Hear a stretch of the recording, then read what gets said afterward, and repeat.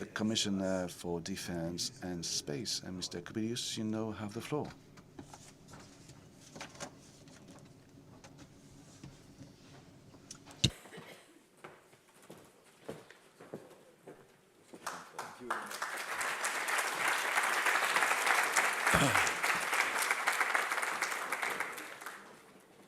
Well, good morning to everybody. Really, it's a pleasure and honor to be here, and happiness to have such a possibility to run away from Brussels, bureaucratic way of doing everything. So, really, it's good occasion to not just to relax, but also to have some kind of ability and possibility to look more widely into where we're living, what times we're living, and what is in front of us and what is our responsibilities. So really, I thank organizers, Tocqueville family, for putting us, such a brilliant question to discuss. Europe's moment between the MAGA revolution and Russian revisionism. I think that this is, one of the most important questions of this time. It's really a very broad topic. I will try just, to make a few comments about different aspects of this topic. First of all, about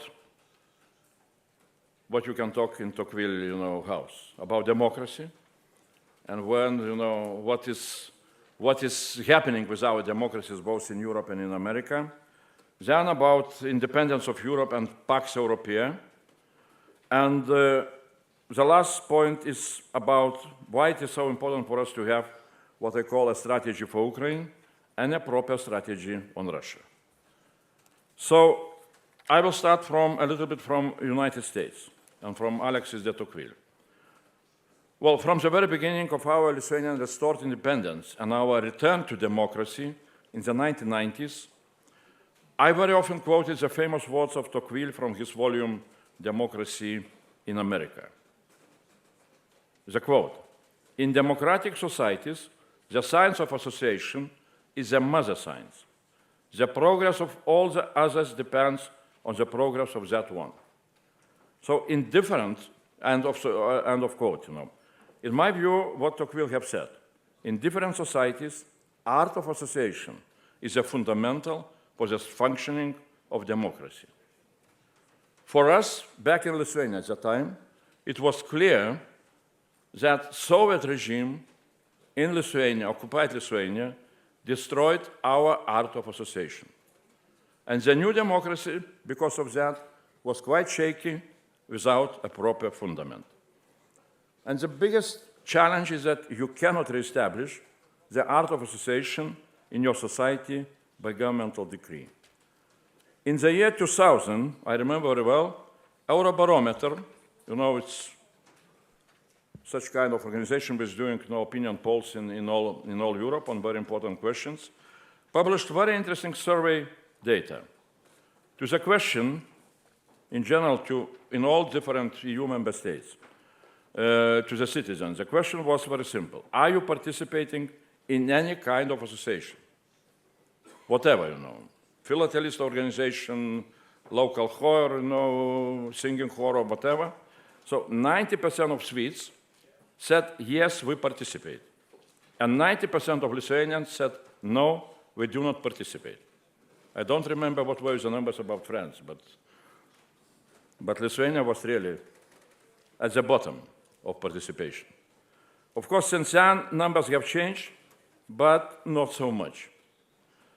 When MAGA started to appear in the United States, I saw some academic evidence, and I read that evidence, which very much impressed me, that the reason of that rise of MAGA was really the decline of the art of association in today's United States democracy.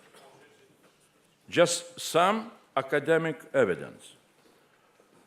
Famous sociologist Robert Putnam, in his groundbreaking book, Bowling Alone, based on vast amounts of data, including data about that more and more Americans are going to bowling, bowling. They are going alone.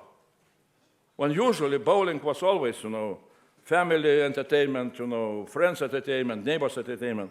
Americans started to go, to bowl alone.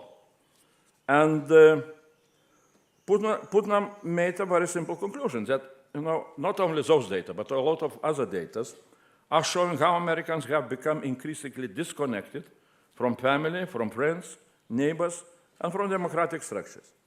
America was starting to become more individualized. And that is an evidence that we are moving into what I call post-industrial society. Second very impressive book by Charles Murray. In his very powerful book, Coming Apart, The State of White America, in 2012, showed how the category of angry voters is becoming more and more influential in American elections. Voters with lower incomes are losing traditional family and community values. They are losing their traditional belief in the American dream. Here was yesterday, that was mentioned several times. And the American dream, as Charles Murray described, is a very simple feeling of the people. The feeling of the parents that their kids will live better than they were living. And that feeling, that belief in such a dream was starting to disappear somewhere around of 1990, end of 1990s and 2000. And in big numbers, those voters were becoming MAGA voters. So these are natural tendencies in the development of post-industrial societies. In my view, MAGA is not the personal phenomenon of President Trump. It is a structural consequence of a broader processes in societies, and we need to be ready for that. And not only to the existence of MAGA on another side of the Atlantic, but also to the fact that similar phenomena are developing in Europe. Europeans are becoming more individualized, and they believe less in the European dream. Our difference is that we have fewer of such powerful academic books, like Americans have, and the appeal make Hungary or France great again. It has more power than an appeal make Europe great again. With that in mind, and with the conclusion that MAGA is here to stay on both sides of Atlantic, let's look more deeply into what you asked us to look, Europe's moment.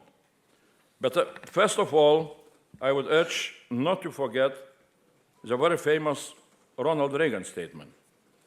Freedom is never more than one generation away from extinction. We did not pass it to our children from generation to generation. It must be fought for. And Reagan here was really very strong. So we need to remember Europe's moment starts from Tocqueville moment on democracy.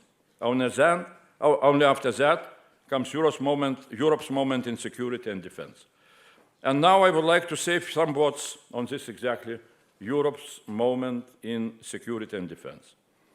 First of all, in my view, today's Europe's moment in security and defense can be described in a very simple way.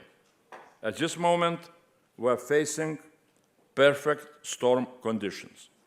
First, war in Ukraine without clear perspective of peace. Putin does not want peace. Second, Putin's aggressiveness in the future will only increase.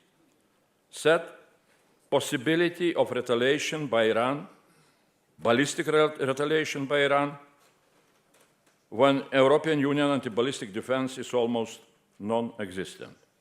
And fourth, American forthcoming shift from Europe to Indo-Pacific perhaps is a new reality. This does not mean American withdrawal from NATO. And fifth, our readiness for defense is not sufficient.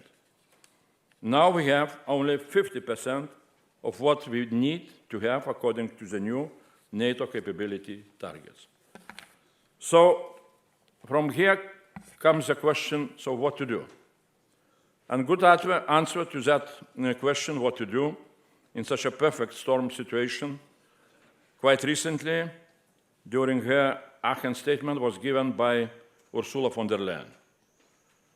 She said there are two strategic priorities for this Europe's moment: an independent Europe and Pax Europea. The Commission President stated, we cannot allow ourselves to be thrown off course by the seismic changes that we are facing, end of quote. It means by slow operation of Pax Americana from Europe. Ursula von der Leyen's message was very clear. If we want peace in Europe or Pax Europea, we need to be ready to be independent. Pax Europea, or peace in Europe, is our strategic responsibility. Our responsibility and not so much an American responsibility. In order to achieve that, we need to be ready to be independent. And first of all, in order to become independent, we must urgently ensure material preparedness for our defense, according to NATO defense plans and NATO capability targets. Material preparedness means a radical increase in producing and procurement of new weapons on the European continent. For that, we need to ramp up European financial resources. We're doing a lot of things with our material defense readiness in today's Commission work.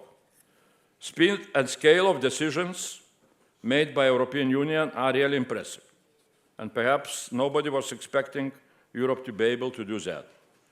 But what is needed to be done, looking into the future, is much more. So I will not extend on this topic specific too much, because then we shall have later on, we shall have a special panel, and we shall perhaps be able to talk about more in details. But another issue of material readiness also is very important, is our preparedness to replace US capabilities. And my main message, instead of complaining that the Americans are going to betray us, we need to immediately start preparations for that, big plan for replacement of American defense resources. And the only good way to keep good relations with our transatlantic partners is to present to them a clear, rational plan of European defense readiness and discuss with our partners how long it will take us to implement such a plan and which steps we need to take. Some experts are saying that it will cost us around 1 trillion euros during the next 25 years. And strategic enablers is the first priority, because we are very heavily dependent on that. European defense readiness, of course, will cost a lot, but non-readiness could cost much more. Second, really we need to understand that implementation of the Pax Europea strategy demands from us not only material defense independence, but also development of independence of our political thinking, and it demands from us political preparedness to take responsibility for the geopolitical future of Europe, which now is decided in Ukraine. Such an independence of our political thinking is an important part of the concept for independence of Europe and Pax Europea. I will try to touch just several issues of that broader agenda of European political independence. First of all, on our responsibility for peace on the European continent. In Europe, we need to understand that peace is not interesting for Putin, and diplomacy alone will not bring any kind of peace. In Europe, we need to change our approach towards peace in Ukraine. Until now, we were mainly waiting for peace to happen. First, we had a European hope that Ukraine itself would manage to win and to achieve peace at the very beginning of the war in 2022, 2023. Then we were waiting for Biden and later for Trump to miraculously convince Putin to agree on peace. Still we are waiting, but all those hopes did not materialize. And in my view, such an approach does not work. Peace will not happen while we just wait. We need to have our own strategy for the creation of peace in Ukraine. And a just peace in Ukraine can be created only by making Ukraine stronger. And the only ones who can make Ukraine stronger are more or less we Europeans. It would be good if Americans will stay together with us on that.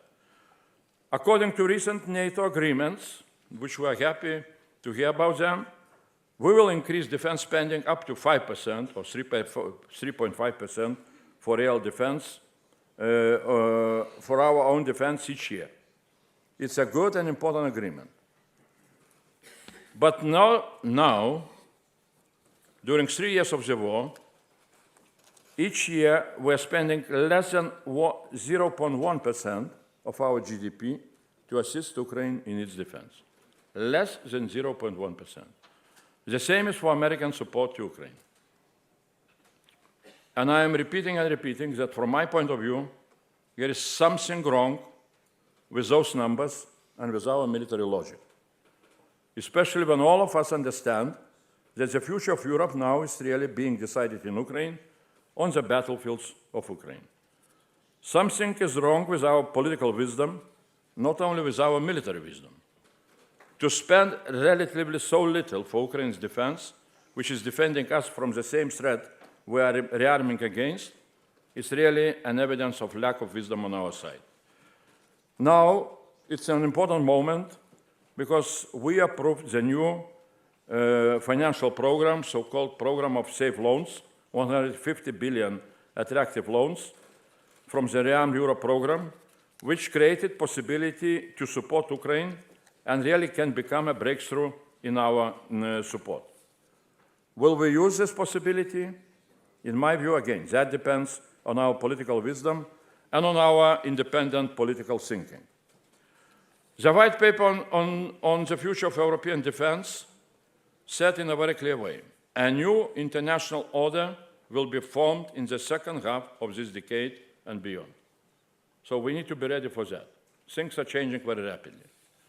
We need to understand that in the case of Russian aggression against us, as a lot of our intelligence services are predicting, including, for example, German one, when intelligence service, head of intelligence service publicly is saying, it's not only predicting possibility of such an aggression, but it's saying that German intelligence has an evidence that those are plans which are discussed in Kremlin. So, and we need to understand that in case of Russian aggression against us, on what I call on day X, we would face a powerful, battle-tested Russian army capable of using millions of deadly drones against us, a much stronger Russian army than it was back in 2022 at the beginning of invasion. Also, we need to recognize that there are no military armies in NATO with the same battle-tested experience. On top of that, we need to see that Americans are starting to look how to shift their attention more and more from Europe towards Indo-Pacific. The question is very clear. Are we ready for new aggression by Putin in such circumstances? I do not have a very clear answer to that question. That is why, in order to defend ourselves, it is essential that we would start urgently to develop an European security architecture, as stated in my mission letter, which I received from President von der Leyen at the start of my mandate.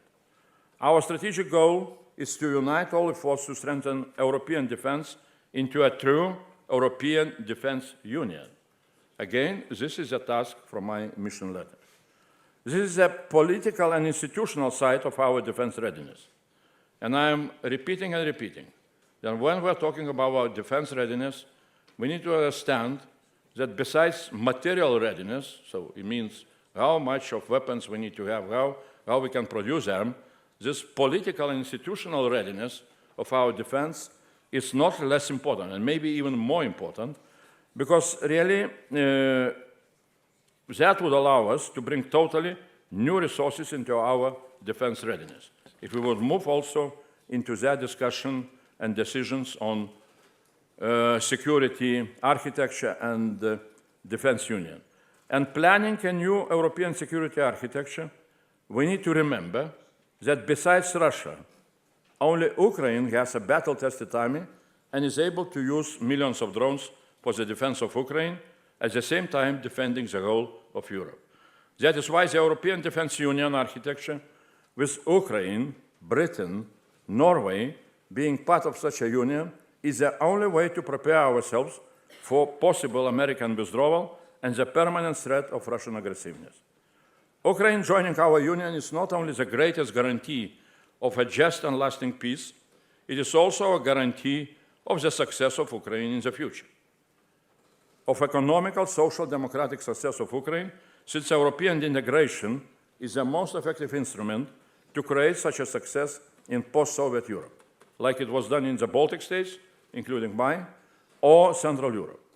The success of Ukraine will have a major geopolitical impact on the future of Europe, because such a success, by its inspirational power, can change the trajectory of Russia's development.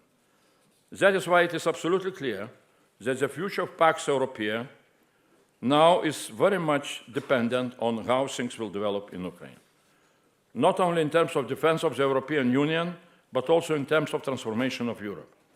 And that is why the European Union strategy on Ukraine is so important and has a much broader meaning than just assisting Ukrainians, who deserve much more than just our words of support and solidarity.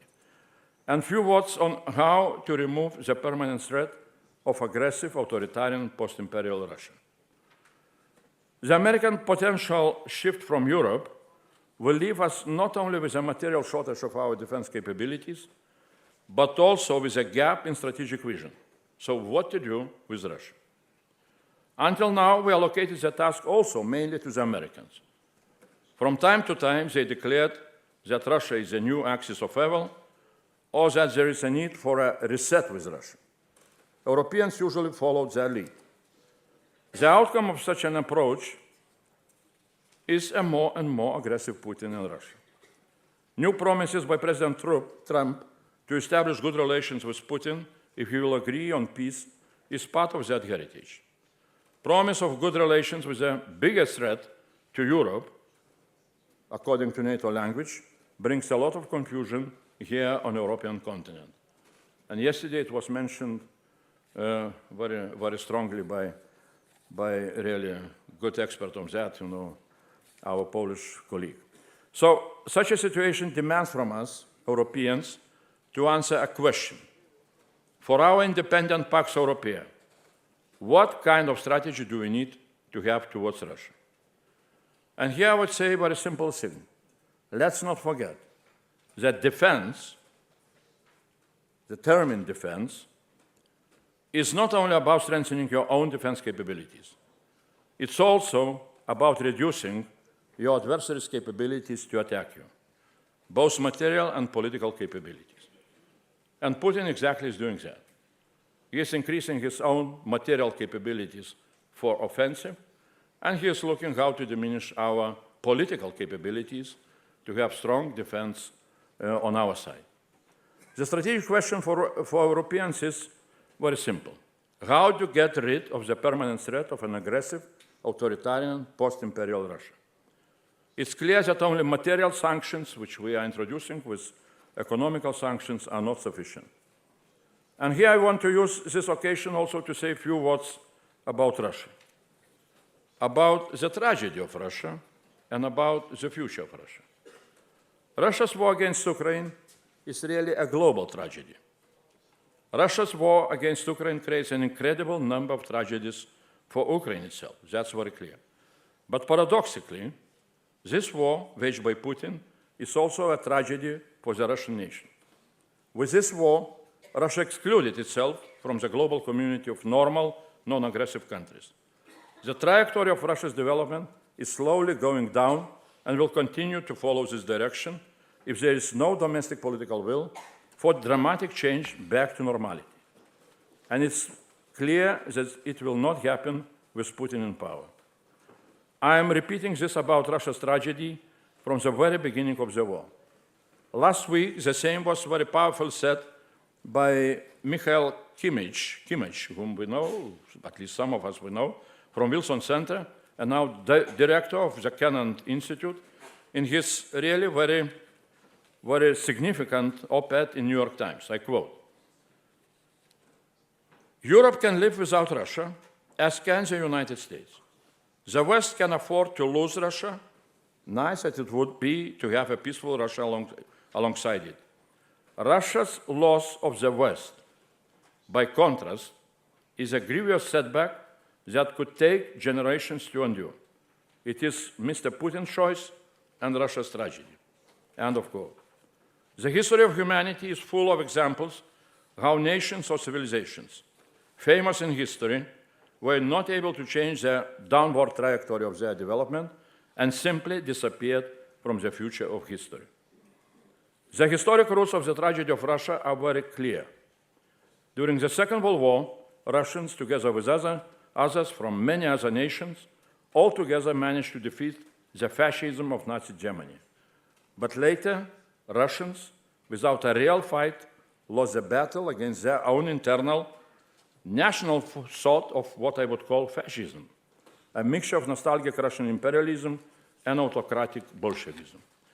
We need to remember that Russia is the last empire on the European continent which started to collapse only in the 1990s.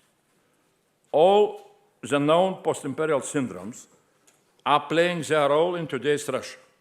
Nostalgia for the glory of the imperial past, envy of those from the same camp who are doing better, possibility of the regime to mobilize loyalty of the people using those emotions of nostalgia. In the 21st century, on the European continent, everybody wants to have good relations with their neighbors, including good relations with Russia. The Baltics have the strongest interest because of our historic experience. Each time when we had bad relations with Russia, usually we were suffering. With occupations, deportations to Siberia, with killing of tens of thousands of our forest brothers in the military resistance. The last time when Russia suffered because of the bad relations with Lithuania and Poland, that happened in 1600, when we managed for 1 year to occupy the Kremlin. Then we were kicked out. Russia now is celebrating Unity Day. That was Putin's initiative, that day when they kicked us out. And after that, only we were suffering. But good relations with Russia depend only on one condition. Is Russia able to become a normal country? Normality means, first of all, no aggression anymore. You cannot have good relations with an aggressor, especially if you are living in its neighborhood or on the European continent, not separated from aggressive Russia by Atlantic Ocean. The Russian people will be helped if they are shown the two clearly alternative directions of Russia's future development. Downward with global isolation and imperial aggression, supported by the autocratic Bolshevism of Putin, or the possibility of a normal Russia without aggression and autocracy, but with re-established global relations, including with the European Union. Transformation of Russia back to normality will happen only if the Russian people will succeed in this by themselves. There is no hope that it can happen while Putin stays in power, since Putin himself is a tragedy for the future of Russia. If we agree that aggressive Russia was, is, and will stay as the biggest threat to Pax Europea, and that the threat will not disappear even if the peace, according to Putin, will be established, there is a need for the Union to have a clear strategy what to do with such a permanent threat. It is of paramount importance for the European Union to have a long-term strategy how to assist the Russian people to become a non-aggressive normal neighbor of the European Union. That is how permanent threats to Europe will start to disappear. And that would be also the biggest benefit for the Pax Europea. And here, our support for success of Ukraine is the single most important and independent strategic tool in this strategy towards Russia.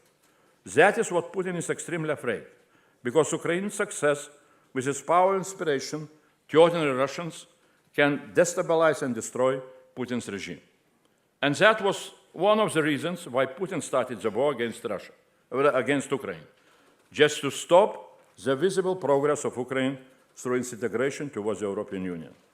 So the best way to achieve the major goal of our strategy towards Russia is, first of all, to implement our strategy for Ukraine, to create conditions for peace, security, integration, and success for Ukraine.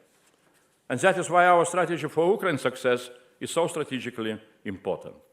The question is, why do we still not have such a strategy on Russia, and why is our strategy for success of Ukraine sometimes look just like lukewarm? My answer is very simple. Because the majority of us do not believe that Russia can be different, and many are afraid that if the Putin regime collapses, the next one will be even worse. That is why we, in our geopolitical actions, are held back by three fears at the same time. First of all, that Ukraine maybe cannot withstand the pressure of Russia.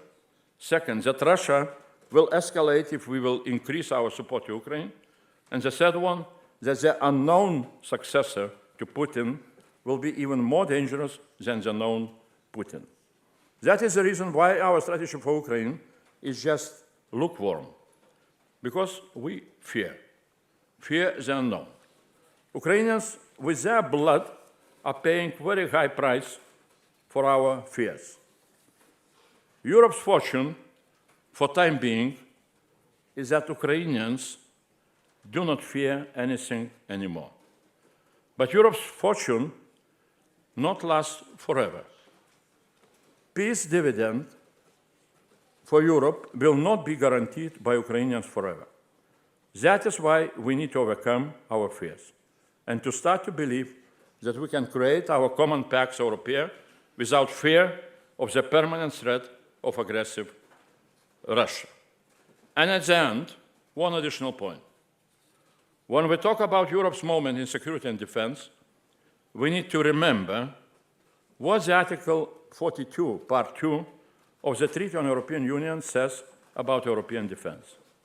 I quote, "The common security and defense policy shall include the progressive framing of our common Union defense policy. This will lead to a common defense when the European Council, acting unanimously, so decides." End of quote. The treaty speaks not only about the possibility to create a common Union defense policy. It defines an obligation for European Union member states to work towards common defense in the European Union. What does it mean, common defense? It means that we need to have common goals and common means to defend ourselves, not just individual or bilateral agreements on defense. It is obvious that the C'est évident que le meilleur moment pour démarrer à faire cette défense commune est maintenant. double crisis in defense. Russian aggressiveness is increasing. At the same time, Americans are starting to plan their shift towards Indo-Pacific. The peace dividend is over. That is what we need to understand. The time when we could live without a common European defense is over. Let's face reality and our treaty obligation. And let's remember the historic roots of the Union. It was created for peace on the European continent. And in parallel to the integration of coal and steel industries, there was a profound attempt to create a European defense community by the same godfathers of our Union of today, by Schuman, Adenauer, Monnet, de Gasperi. The European defense community failed to be established at that time. Now it's time to correct this historical mistake. An European defense union instead of the European defense community is the right way to go forward. Today, in my view, there is no more important question than do we believe in Pax Europea and in our responsibility and independent capability to build it? And here I see the most important question, similar to Kissinger's question, whom to call in Europe? A modified question would be very simple. And this Europe's moment, who is going to lead Europe into Pax Europea? It's time for Ursula von der Leyen, Emmanuel Macron, Frédéric Merz, Keir Starmer, Giorgia Meloni, Donald Tusk to show a real collective leadership for independence of Europe and for Pax Europea. That would be really an Europe's moment. Thanks a lot.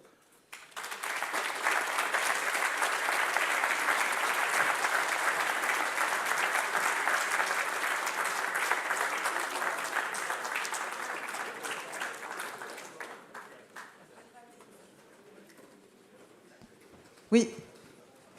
Monsieur le commissaire Kubilius, je voulais vous remercier pour votre...